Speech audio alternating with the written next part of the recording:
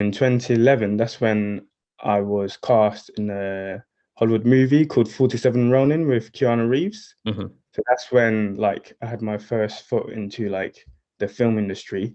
Yeah. Uh, and that's what changed everything really.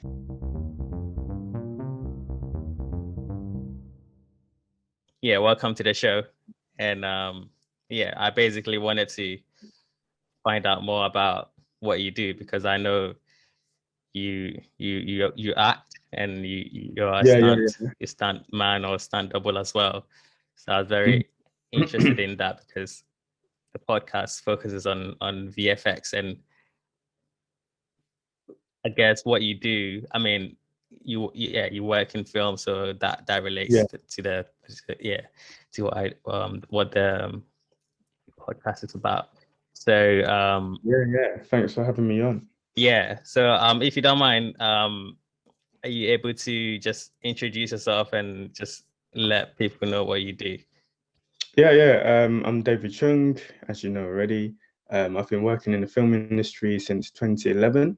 Yeah, So I do acting and I do stunt performing, and I also get cast for commercials and sometimes like modeling and stuff like that as well. yeah, Um, I've been recently working on some cool shows. Can't really say what it yeah, is at the moment, yeah, but my past credits include Street Fighter, Assassin's Fist, Mordecai, yeah, Apostle.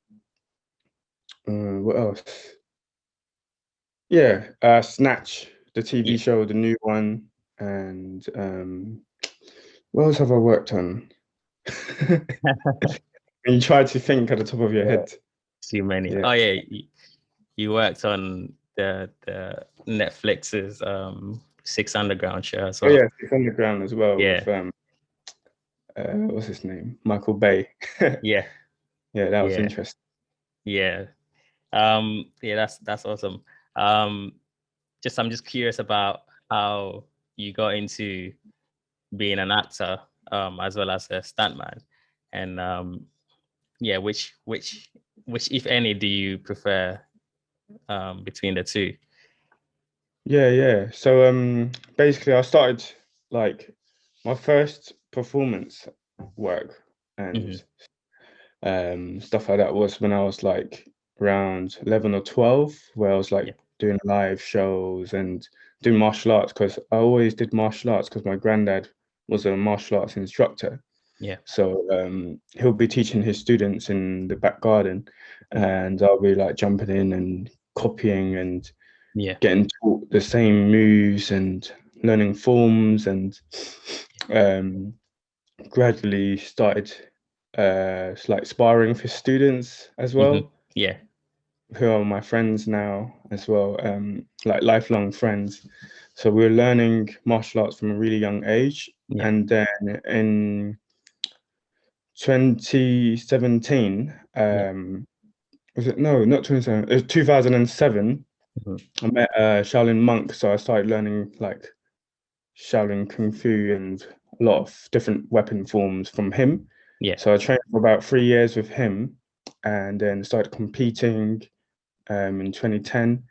And then in 2011, that's when I was cast in a Hollywood movie called 47 Ronin with Keanu Reeves. hmm, So that's when like I had my first foot into like the film industry. yeah, Uh, and that's what changed everything really.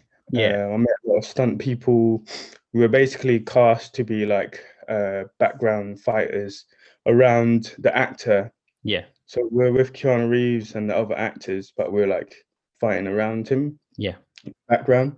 So we trained like for a couple of weeks with like the Japanese stunt team and a lot of the British register stunt guys, yeah, um, like Liang and Vincent, Dave Foreman, who was a Ninja Turtle, and even Roger Yuan. They were the ones teaching us yeah, how to, you know, fight yeah, yeah, and act like, you know, warriors and how yeah, to react to yeah, getting killed and stuff like that. yeah, Learning of course. the art of dying, basically.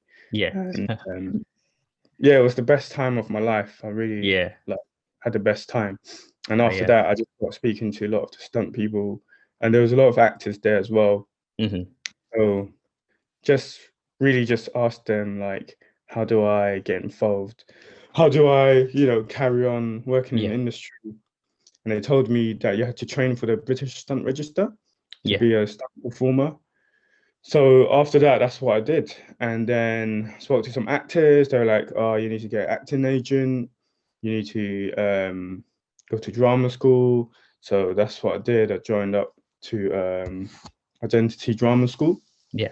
Joined up to that. And then I started like emailing agents and joining different agencies. And then that's just started kicking off. Like, just started doing loads of auditions, getting like different roles, and I was just loving it. I was just loving what I was doing. I've never stopped after that. So how did that first job come about for 47 Ronin? How did you end up being cast for it? So they were doing like a really big casting. And I just got this email that was forwarded to me. And then it was like, oh, can you send us your pictures and stuff like that? Can you come in for a casting? So that's what happened. I sent in my pictures, and then they asked me in for a casting. So there was like a few hundred of us, and only 50 of us got picked. So I went in there with my sword, whatnot, and then they were like, oh, can you show us what you can do with a sword? So at that time, I was already competing with broadsword, so I knew my form inside out. So I went there, did my thing, so Shaolin sword form, and then they really liked it, and they wanted me to be on the team. So I was privileged, and it's really happy. That's amazing. I'm just curious about when you got into, so between the acting and being a stuntman, do you prefer one to the other, or because I know you play both on screen, like being an actor as well, and then it's like you do both on the 50-50 ratio, I guess. Each has its perks, and I really enjoy both. But at the end of the day, being a stunt performer is being an actor, because you need to make the like action believable. Because if you don't know how to act and you're just like, doing your thing, it's just not gonna look real. Of course. So there is a very big acting aspect to it. So to me, if I get hired on a stunt performer contract, I'll still treat it, every scene I'm acting as the character. I get into the character rather than just be like, oh yeah, I have to get shot and then fall there, and then it's like you can't just do it like badly. You can't just freestyle it. You have to, because the director is watching you. He has to believe, the character as well. Of course. But both of them roles are like, I like both, basically. Of course, So then, do you think, because you had your experience from your granddad, do you think for anyone that might be wanting to get into being a stuntman, for example, what do they need to do to be recognized as that? Because you had your training and you were quite prepared and experienced in that. What would someone that doesn't have your kind of experience need to do? Do they have to? Well, they just need to start joining the classes, start learning, basically, because there's 6 disciplines that you need to get on the British Stunt Register. It took me about 5 years to train for it. And it cost a fortune as well. So they just need to see what they're good at. Like I tried loads of different martial arts because as well as Kung Fu, because Kung Fu was my background, but I wanted to learn more. So I got into boxing, judo, taekwondo, Krav Maga, Filipino martial arts, calisthenics, eskrima, knife, hand-to-hand combat. So I got into loads of different styles, and I graded in multiple styles as well, just to see like how well I would do. Yeah. And then in the end, I used Kung Fu as my stunt register discipline. Okay. They just got to go to a class and just see what they like, what they're good at, and then just stick to it. Oh yeah, sure. And then I'm just curious about what regime you personally do to stay relevant as a stuntman. Like, if I don't know, like how often do you have to stay in shape, and what do you have to do to be so I try to stay as active as I can. So on my days off, I'll get enough sleep, I'll drink loads of water, I'll wake up, and then I'll like before breakfast I'll do like a small workout just to like get my blood flowing and get me ready for the day. If I have to like sit around or whatever, wait for the phone call, or if I've got some editing to do on a laptop or admin. So so every day that I have a day off, I will do something light, not too heavy, unless like I'm training for like a specific stunt or something. But normally like either swimming or like calisthenics or shadow boxing or doing some weapons forms, or meeting one of my coaches and just going through drills. We're always trying to learn new things, basically. We're always trying to create new content. So on my days off, we'll go and like we'll film stuff and stay active, basically. So it's not just I thought you'd have to be quite active in the gym and try and always be like training or exercising, just because I know how taxing it is on your body, like being a stuntman. So you have to be constantly be training and trying to build up muscle. And but like, from what you're saying, it's still do that through calisthenics. So I don't like try and bench like 150 kg, 100 kg. Because we're not trying to be like bodybuilders. We still want to stay agile. So that's why I do mainly body weight stuff, or I'll put on a 10 kg weighted vest. And then do like, because I've got like dips and pull-up bars and stuff at home. So like do dips, pull-ups, push-ups, like basic stuff just to keep you going, and still gives you a pump. And swimming as well is really good. Good for cardio, and just prepare yourself if there's any water stunts that you get asked to do. Touching on that, actually, have you faced any situations where you've had to do certain stunts that you weren't comfortable with? Fortunately, no. Everything that I've been asked to do has been good. Okay. That's not like pushed my what I'm capable of, basically. Was the craziest thing you've done? Yeah, I knew you would ask that. That's the number one question that everybody asks a stunt or person who works in stunts. What the craziest? Jumping out of a plane or something. No, not yet. Well, I would say getting set on fire could be described as crazy, because not many people do it or have done it. And a lot of people don't know how it's done, so they'll think, oh, you're crazy to be set on fire. But, we did like tons of rehearsals, Hmm. and yeah, I really enjoyed it. I really loved it. Right. Yeah. But that's quite a crazy stunt because it's quite a big, like big burn.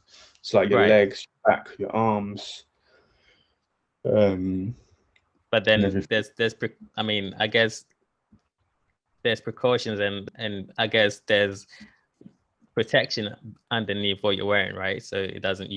Do you feel the heat or Yeah, so we get gel all over our okay? body and face. Yeah. It's like a really cold gel that they put in the fridge the night Okay. before.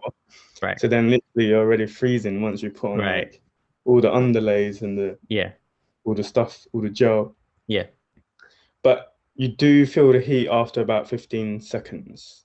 Okay. 10 to 15 seconds it starts Yeah. getting warm. Yeah. So you basically have to like just tell them when like Yeah. basically go down on the floor or Yeah. pull your arms out like that Okay. when it gets uncomfortable. Yeah. And then the safety team will all jump in and then they'll put you out. Yeah. So Sure. it's Yeah. really safe. It's really, really Right. safe. Yeah. Yeah. Um, Yeah. and because there was only two of us getting set on fire, all the eyes were on us anyway. So Right. Yeah. it's quite a safe Yeah. gig. Yeah. What's the what's the worst thing that you've or what's what worst thing that's happened to you on set or as a stuntman or as an actor, for example? Is Um, the worst. yeah. Let me see. Well, actually, oh, it would be when I was doing a short film, actually. Yeah. We had to work for 20 hours straight. I think that was the worst. Oh wow. I had to work 20 hours. Like, Yeah. I was really delusional after that. Yeah, I can imagine. I was like, damn. And we were doing like fight scenes for like the whole day as well. Yeah. And I was like choreographing it Yeah. and acting in it and basically beating up like 10 guys throughout Yeah. the day. That was like Yeah. really, really crazy and Intense. Yeah. tiring. Yeah. Crazy hours. Yeah, of course I But can. I had no choice because it's low budget and it's for short film. So Yeah. yeah, Mm. never doing that again. How diverse is your field of work? I'm just curious to know like what the percentage ratio is maybe between men and women. But I mean specifically for stunt. Oh yeah, it's quite diverse. All right, okay. Loads of men and women. Oh yeah, okay. Okay. I wasn't aware of it just because usually you don't see it in the actual film because you guys are, I mean, most of the time you're playing in the background or you're not seen in the final movie. So I've not been aware of how diverse it is. Yeah. There's loads of like depends on what film you're watching. Yeah. Yeah. Oh yeah, sure, okay. I see. Yeah. I was just curious, what does the future hold for stuntmen and women, for example? Do you think it would make sense to incentivize your role to, I don't know, like robots or AI or simulation, which could potentially take on more risk, as well as maybe produce work at twice the rate, and possibly costing less. It probably won't cost less, Right. to be honest, because Mm-hmm. how many millions would it cost to create a robot? Yeah. For one specific stunt? Like if you're doing a car knockdown and you send Yeah. a robot in and the Yeah. robot breaks, that's a couple million gone. Makes sense. Yeah, that's true, actually. But yeah, if you get a stunt performer in, mm-hmm. you don't need to like CGI, it's robotic arm falling off or yeah, of course. something like that. Yeah. Do you have occasions where you have to do stunt for motion capture? I've done some motion capture before, but Mm-hmm. I haven't done it recently. Oh yeah, okay. All right, okay. Yeah, I think, yeah, what advice could you give to anyone looking to get into your field as a stuntman and as an actor? Is there? So the current requirements for the stunt register Mhm. is that it's still 6 disciplines, Yeah. but you also need to study acting as well. So you have Okay. to do a certain amount of hours studying acting. Mhm. So basically, you just got to do it.